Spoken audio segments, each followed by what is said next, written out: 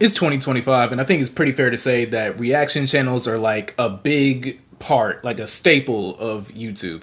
And if you've been on the platform as long as I have, you would probably remember when reaction channels were like the most hated thing on the platform. And ironically enough, a lot of the people who were hating on reaction channels and saying that they were like a plague and all that other stuff end up creating them themselves. And I think a lot of y'all owe Jinx an apology, but that's a video for another day. But it isn't just only reactions, just like regular old videos. Music reactions have taken a massive leap over the past decade. And I say one of the biggest pioneers of that, someone who doesn't get the flowers that I feel like they truly deserve, is Big Quentin D.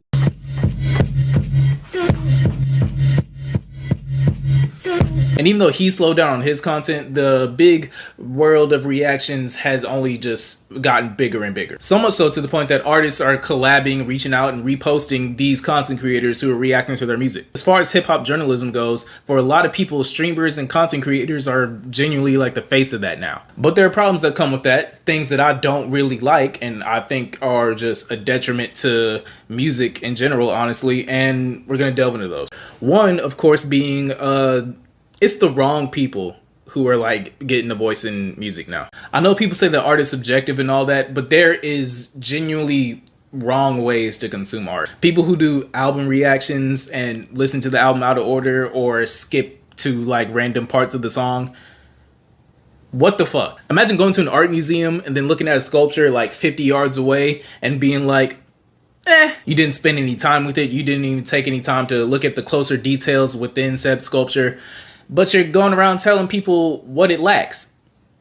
Shut the fuck up. And I know people like to clown on dudes like I'm Dante and Screwface John for constantly pausing and, you know what I'm saying, going through every bar, every lyric. But I have a lot more appreciation for that, and I would consider their opinion over somebody who can't sit through 3 or 4 minutes of a fucking song. It's to the point where, and I'm not just saying this about white creators because someone's gonna say that even though the shoe fit. Getting to the point where people who have no respect of the culture or no respect of the craft of rap and hip hop in general are having a voice and capitalizing off of our art. And that also goes to the content creators who dick ride their favorite artists and shit on the other artists that aren't them. Problem number 2 that I think reactions have caused is the way that music releases. Because of reaction channels and generally just because of the internet now, you kind of just like have to listen to shit immediately. Because in my eyes, it feels like artists are tailoring their album structure and their album rollouts based off of how these reaction channels are gonna react to them. This is why these artists are hiding their features so somebody can be surprised by it, and then they could record themselves jumping around and screaming to being surprised by that, and that's just gonna cause more traction and discourse behind their album. Problem number 3 that I have is the way that music is created now. Not a lot of people are saying it. I'm gonna keep saying it. Beat switches are so fucking annoying now. And I'd say one of the biggest main culprits to this is Drake. And specifically when Drake collabs with Yeat. Iceman episode 3 just dropped, and it had a little snippet with Yeat, and it was the same I fucking hate it. Whole nice and somber sample at the beginning of the song that doesn't get used at all later in the song, and then just random jarring 808s drop in and these niggas start rapping, and it's fucking ass. And don't get me wrong, people having TikTok brain like plays a big part into that problem, but reaction channels, they feed into that too. Because when artists be doing that stupid shit, it creates a moment for the reaction. And that moment that it creates is what increases the replayability, not the actual quality or enjoyment of the song. Because in a vacuum, I don't see the majority of people enjoying random tone and tempo changes like 2.5 minutes into a song. But what people do enjoy is the memories that they link to a video because of that jarring moment. Niggas don't like the big ass beat switch on I Don't Give a Fuck by Drake and Yeat.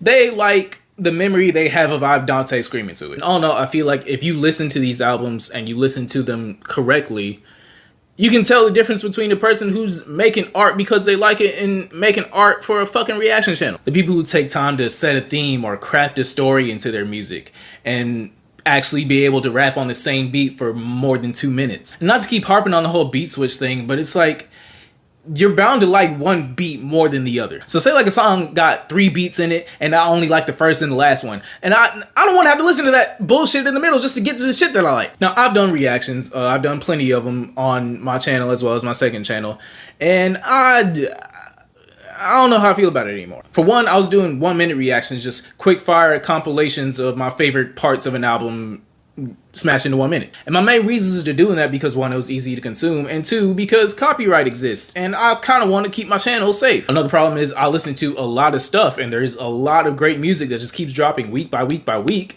and it's hard to just give all of that a platform, especially because of the length of a lot of these projects. It is very time consuming to record multiple reactions in a day, especially as a nigga who doesn't make money from it. Not to mention, I don't feel like all albums are necessarily meant to be consumed the same. Not every project genuinely needs to be sat down with and given undivided attention. I sat down and I gave my undivided attention, put my phone on Do Not Disturb when I listened to JID's album. I wouldn't do that with fucking Ken Carson. Not to mention, not every album that I sit down and react to is gonna be good. And not to mention, I edit my own videos. So like sitting down and listening to an ass album, then going back and having to listen to that ass album again to get a video out.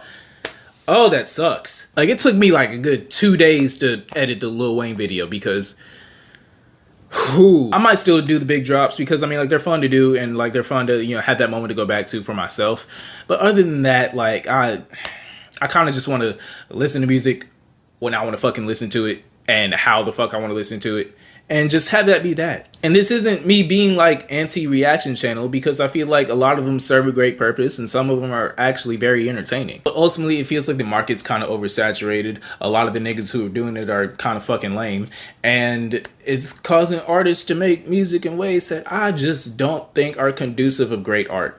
And that's really about all I got to say about that. So let me know what you think, if you agree or not, if I'm just tripping or you've had the same sentiments at some point. Other than that, man, like, comment, subscribe.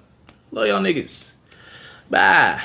Two things I ain't ever seen. A nigga that beat a gun and bitch I